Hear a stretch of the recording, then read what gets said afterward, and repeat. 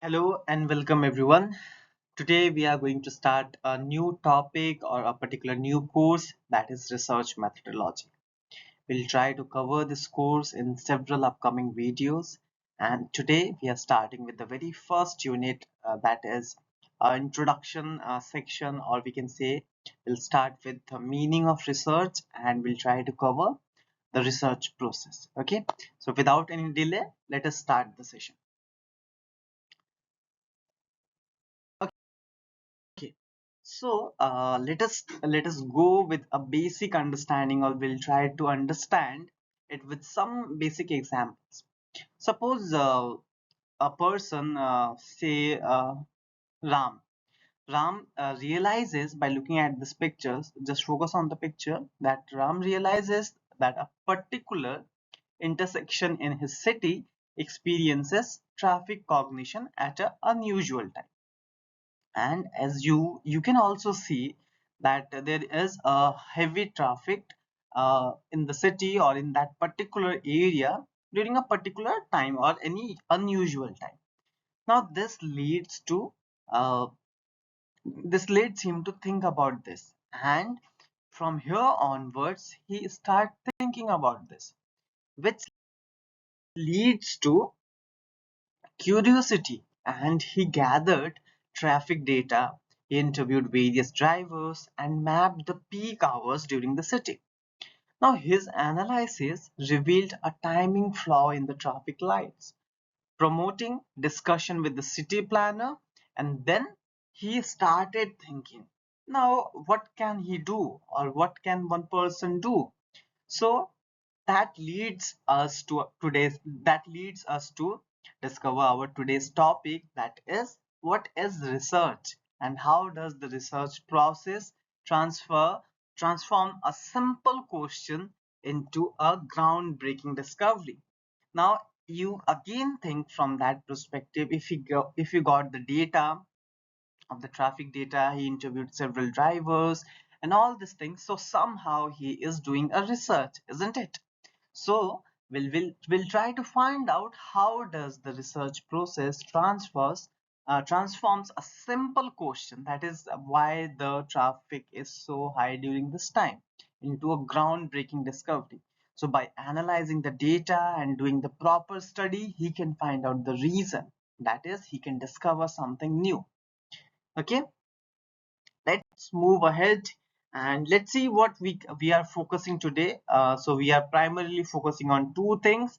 That is, the first one is we'll try to discuss the meaning of research, and we'll try to also cover what is research process, or what are the various steps in the research process. Okay, yeah. So yes, you could have asked me, sir, what is research? What exactly it is? So we can simply say research is a journey that takes us from the realm of unknown to the realm of known. Okay, we can simply say what you don't know previously. If you do your research, you get to know about that. So from the realm of unknown to the realm of known, that is what the basic or the primary idea behind every research is. Okay, now keeping this idea constant, we can say, if we have to define it, what we'll say that it is a systematic, scientific and a comprehensive process aimed at uncovering answers to our questions and addressing our curiosities. Okay, and at its core, research revolves around the three fundamental questions. There are three basic or the fundamental questions, which are, the first question is why we are doing it. If you are doing something, then why are you doing it? Okay, the second question will be, okay, sorry, first question is what are we doing, the second question is why are we doing it, and the third question is how are we doing it. If you are trying to find these three questions in your thought or in your anything, then you can consider somehow it is a research, or these are the three fundamental pillars of any research endeavors that guides through the process and ensures the clarity of the purpose. Okay, now let's delve into the topic, that is how research is considered to be a source of knowledge.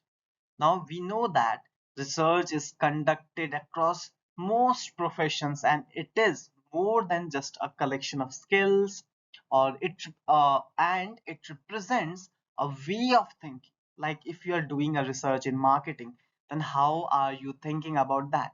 If you are doing a research in your finance, suppose stock market, then how you approach the market. If you are doing your research in economics, then how you look about the macroeconomic variable. Okay, all these things are about the representation of a way of thinking, isn't it? And this research involves carefully looking at the different aspects of the professional works and developing habits of questioning the current practices. Like if you are looking after stock market, then you are constantly checking is the market is perfect or not. What are the indicators of the market? You will keep on questioning and keep on finding the loopholes, or whatever you want to ask from the market, whatever you want to gather the data. Okay, so by systematically analyzing this all informations, whichever has been observed and answers, a person can find the answers of all his questions. So in all, what we can say, research, the main goal of the research is to make suitable changes that improves the quality and the effectiveness of the professional services. Okay, in addition, when anyone state that you are undertaking a research study to address a question, you imply the three following processes. The first one is the research process is the process conducted within a framework of established philosophers or approaches. Like suppose if you are doing your research in the stream of philosophy or any humanities background, so you could have find that is there any established philosophies or any approaches in the field or that particular area, so that you can make it base and then you can conduct your study. Like in finance, we have several approaches like modern portfolio theory, capital asset pricing model, and so on. So you will try to find out a framework or established approach in that particular area. Next, what you will do, you will try, you will find that it employs any procedures. Is there any particular methods, or is there any techniques that have been tested for validity and the reliability? Like in economics or econometrics, what we do for examining the stationarity of our data set, we conduct the various unit root tests like ADF test, PP test, and so on. Similarly, in order to check the co-integration, we use the Johansson co-integration model, and so on. So you have to check what is the correct method, or is there any particular procedure, is there any particular technique which have been tested for the validity and the reliability of your research. And lastly, you have to check that it is designed to be unbiased and objective. Okay, these three questions you have to keep in mind during your research. So, till now we have discussed a lot of things, but we haven't discovered what research is, isn't it? So, what is the meaning of research? Of course, you know what is the meaning of research. It comprises of two words. That is, the first one is which means again or anew or over again. And the second one is to examine closely and carefully, or to test and try, or to prove. So these elements together describe research as a careful and systematic study in a specific field aimed at discovering facts or the principles. Okay, so you are doing your research, you are searching again and again in order to find your discoveries with a systematic manner. Okay, so simply what we can state is research is a structured process that uses scientific method to solve the problem and to create new knowledge that can be widely applied. And the scientific methods involves observing, organizing, and interpreting the data in a systematic way. If you are using all these three techniques, then you are following a scientific method. Okay, so in simply, if you are searching again and again in order to fulfill your objective, in order to finding the facts or the principle in a systematic manner, then you are doing a research. Okay, now let's move ahead. And yeah, let's move ahead. And I guess you have got some basic understanding about the research. Now let's move ahead and see what research process is. Okay, so research process is a systematic or a structured sequence of steps that ensures the systematic inquiry and the reliable outcomes. Like if you have to make a cup of tea, then what you'll do, you'll boil the water, you will add the tea powder, then sugar, then you will add the milk. This is the simple process of making a cup of tea, isn't it? So what are the processes, different steps that involves in a research process? Okay, so let's look at these key stages that are involved. The first one is defining the research problem, whereas the second one is reviewing literature or the relevant literature.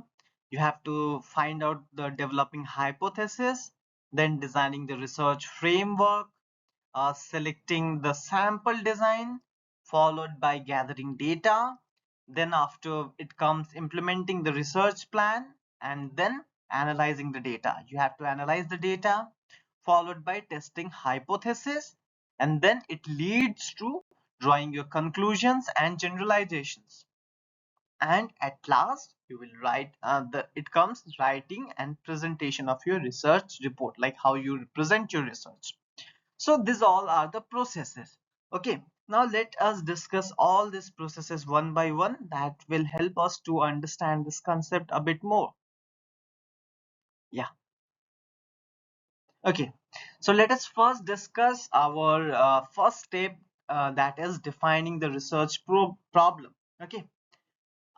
Yeah, the first step, that is defining the research problem, is starts by identifying the problem to be studied. Like if you want to study suppose I want to study the customer behavior.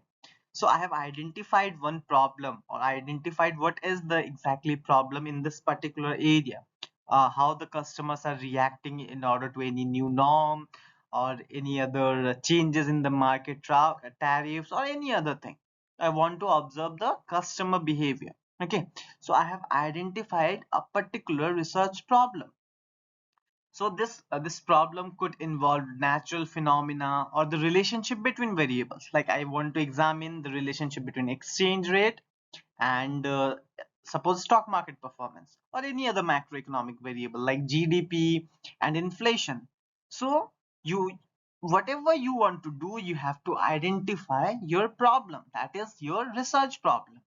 And at first the problem is defined in the general terms, like I want to do my research in these two variables, like how exchange rate impacts stock market. You have generalized it. Then clarify to remove any confusion. Then you have to clarify that I want to do my research by taking suppose I'm giving you an example, how exchange rate affects Indian stock market. So I'm specifying it that how exchange rate impacts a particular market, that is Indian stock market. Now you can what you can do, you can again specify it, like which exchange, National Stock Exchange or Bombay Stock Exchange, whatever it is. Okay, so the practical consideration and discussion with your colleagues, experts, or your supervisor can help you to narrow down and focus on the key point. Okay, so the next step is to clearly define the problem and provide specific direction for the research. Okay, Then once you have generalized it and you have narrowed it down, the next step is clearly you have to identify the problem that okay, I want to do that. I'll take exchange rate as a proxy and Nifty 50 as a proxy for stock market. And then you can conduct your research. So you have specified it and you can further continue with your research. Okay. The next step is yeah, we have discussed this. The next step is reviewing the relevant literature. So yeah, a thorough review of extensive literature is crucial to understand the existing knowledge and the identifying gaps. Okay. Suppose you want to do your research in customer behavior, so you have to look at the literature, that what has been already done by the many researchers. You have to look into the past, how they have conducted their studies, what are the tools or any other methods or any other approaches that they have used for their studies. Okay, sources like journals, book, conference papers, or any other government reports are you have to examine in turn to refine the research problem. So suppose you have identified I want to do this particular thing, but once you have went to the literature review, what you have find, no, this is not possible. So what you will do, you have to again modify your research a problem, isn't it? Because if it is not feasible, then how you can conduct your study? So for that even the review of literature is a very important part. Then only you can follow the next steps, like you can develop the hypothesis, you can choose appropriate methods and so on. Okay, so that is why literature review is so important. And apart from that, once you are doing your literature review, you are going through your all this literature review, you have to identify the research gap, that this is why my research is novel, or these are the gaps that have not been yet covered by many authors, or there are some confusions, or it is not fully covered. So you want to target that particular gap and you want to conduct your study. Okay, one more thing, that this particular session will be for master student and yeah, or for the of course PhD students can also watch for the clarity. Okay, yeah, the next step is developing hypothesis. Okay, so after your review of literature, it comes to developing hypothesis. Of course, there may be some changes in the steps. This is just a brief idea. Okay. So these hypotheses are tentative assumptions that guides the research by focusing on a specific aspect of the problem. Like suppose I have said that I want to do research in exchange rate and stock market performance. So what exactly I want to analyze, that is there any relationship between these two variables or not? Okay, I hope you know what is hypothesis, and there are basically two hypotheses. One is null hypothesis and one is alternative hypothesis. I'm not going that deep into this particular video, but yeah, these are the tentative assumptions that guides the researcher by focusing on specific aspect of the problem, and they are developed through the discussion, data review, and exploratory investigations. So this hypothesis sharpens the researcher's focus, defining the type of the data required and determining the appropriate method of analysis. So once you have identified that yes, I want to investigate that is there any causal relationship between these two variables or not, so you have to do granular causal analysis. And if you have identified that okay, I want to check is there any long run relationship between these two variables or not, then you have to do co-integration analysis. Similarly, this helps you to focus on what kind of data is required and how you will analyze in order to meet your objectives. Okay, the next one is your designing the research framework. Okay, so once your hypothesis is developed, the next step is to focus on designing the research framework. This research designs outlines the structure and the approach of your study. It ensures efficiency by minimizing the time, your cost, or any other efforts. Okay, while it focuses on maximizing the relevance and the reliability of the evidence collected. Okay, so this is a very important portion of any research, because here only you will try to see the structure, you will try to focus on structure and the approaches of your study, and you have identified the problem, you have done the literature review, you have developed the hypothesis, but how actually you will execute your research, all these things come under the research framework. Now, this research design depends upon its purpose, like whether it is a exploratory research or a descriptive research, a diagnostic research, or even a experimental research. So each of this type of research are varied in terms of flexibility and the level of precision. So one has to find that what kind of research it is, and accordingly he can choose the appropriate framework for his research. Okay, yeah, so up next we have the next one, that is selection of sample design. It is the fifth stage in the research process, and it outlines how a portion of the population will be chosen for the study. Like suppose if you want to analyze the customer behavior, so you cannot take the whole population's data, isn't it? If you have considered India, then even you cannot take the whole data. If you have considered a particular state, say suppose Mumbai, sorry, Maharashtra, then even you cannot consider the whole population. So for that, you have to specify in which area you are considering, which area is your population, and out of your population, how much you are considering as your sample. And I believe you know what is sample and what is sampling techniques and all that. Okay, so here comes the portion that is uh, considering your population, what is your population and what will be your sample size. So we will discuss all this thing in the progression of this particular course. If you don't know, don't worry, we'll try to cover all these points. Okay, yeah, so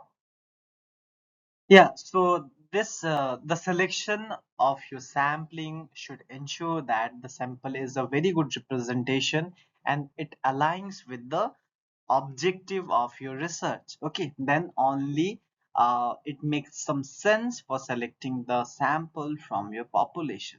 Okay, we'll discuss this topic in a separate video if possible. Let's move ahead and see the next process. Yeah, we have discussed this. Yeah, the next process is gathering data, that means data collection. So after you have decided, once you have decided what is your sample size, we start gathering the data, that is the data collection. So data collection involves obtaining relevant information to address the research problem. Okay, and there are various methods to collect the data, and I believe you know what are the types of data. One is primary data, one is secondary data.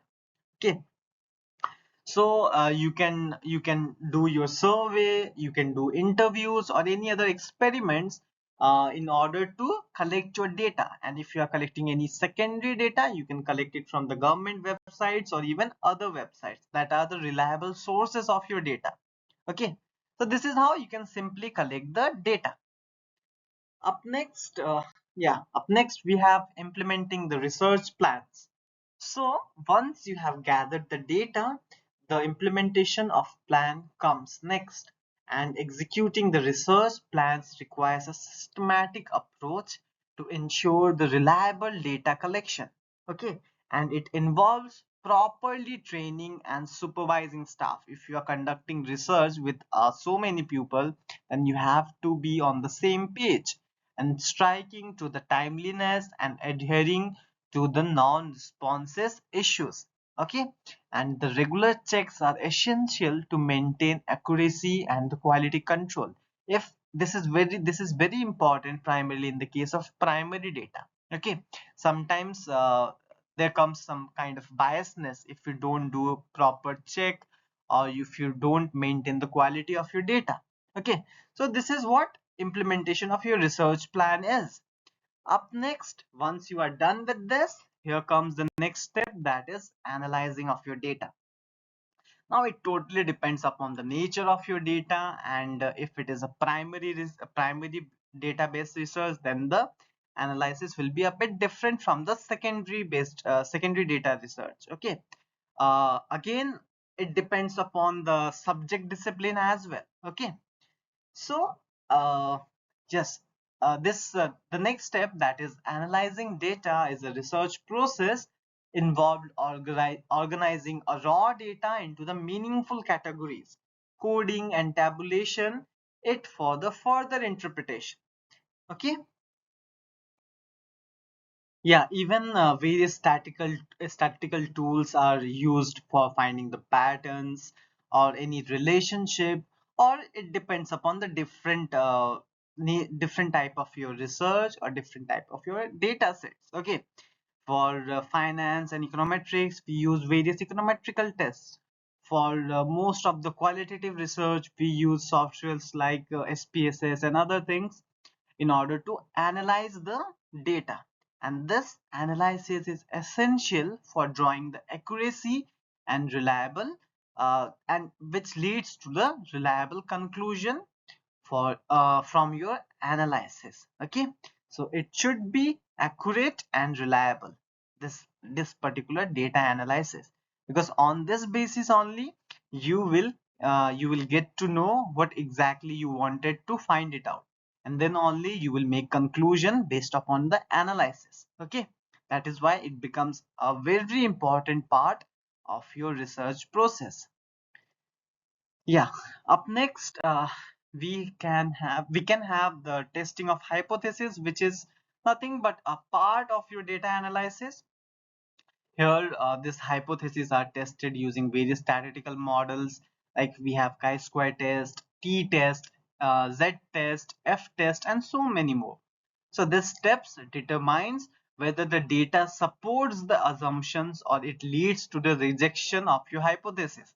That initially we have made that there is no significant relationship between exchange rate and stock market performance. So after analyzing your data through various tests and tools, you will get to know whether it rejects the assumption or it rejects the hypothesis or it accepts the hypothesis.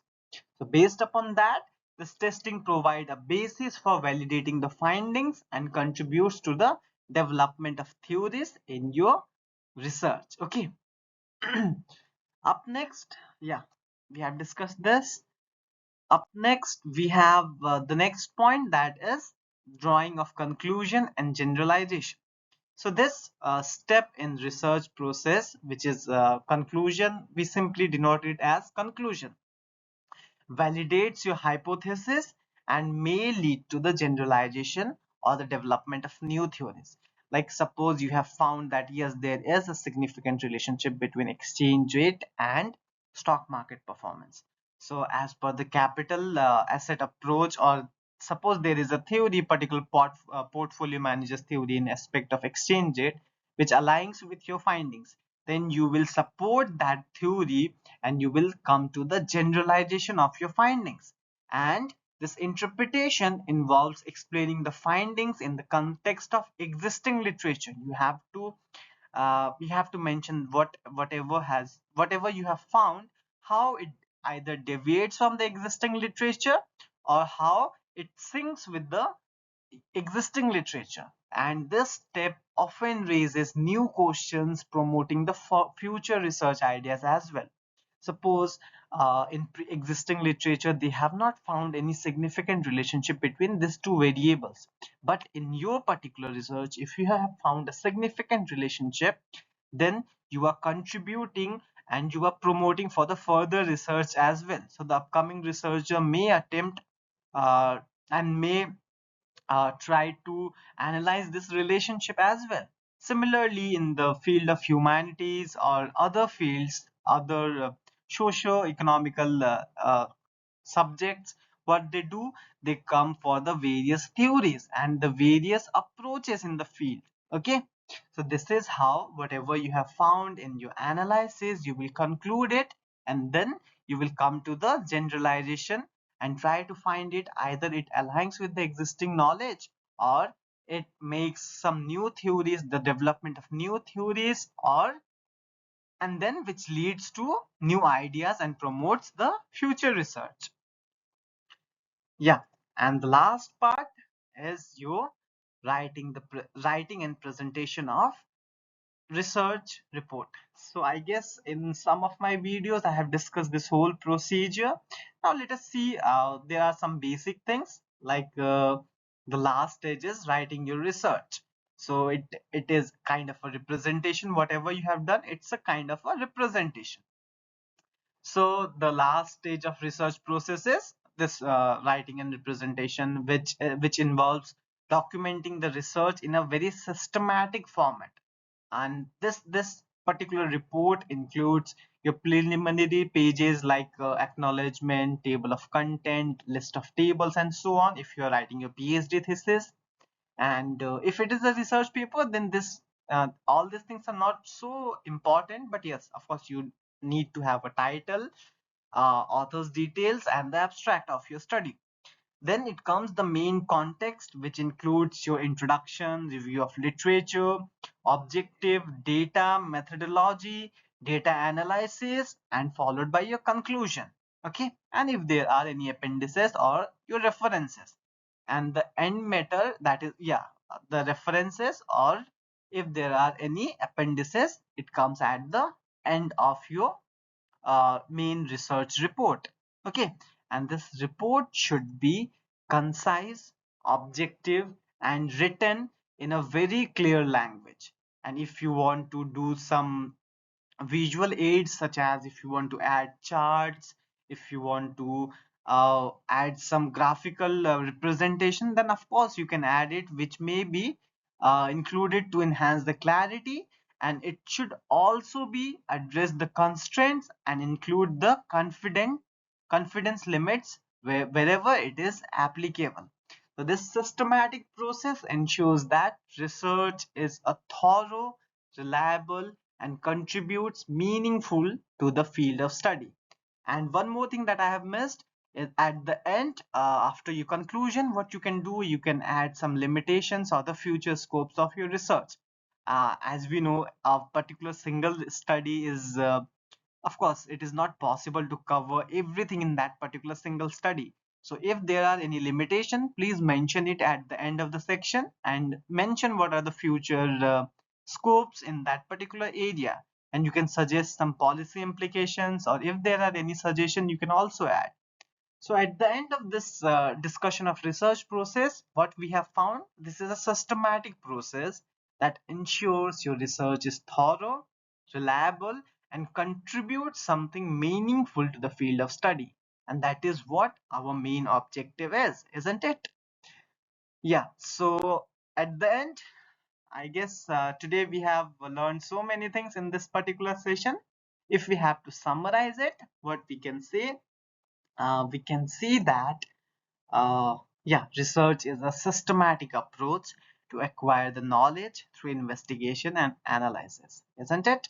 And it helps validating existing theories or develop the new insights by gathering empirical evidences. And by focusing on accuracy and replicability, research provides a reliable foundation for understanding the phenomena and solving problems across various disciplines. Okay, this and when it comes to process, this research process involves the several steps that we have already discussed. Okay, like identifying research problems, reviewing literature, formulating hypotheses. Then we had designing your research framework, data collection, analysis, and conclusion. Okay, so this all are the structured approach that ensures the findings are reliable, valid, and contributes to the body of knowledge in a very systematic manner. Okay, so yeah, these are the basic things that we have covered today, and let's see in the upcoming videos we'll try to cover several other aspects from this particular course, that is research methodology. And yet we have not covered completed the first unit, that is meaning of research and research process. I'll try to make several 2 or 3 more videos in 2-3 parts. I'll try to cover this video. Okay, yeah, thank you everyone for watching this video, and keep learning, keep growing. Thank you once again.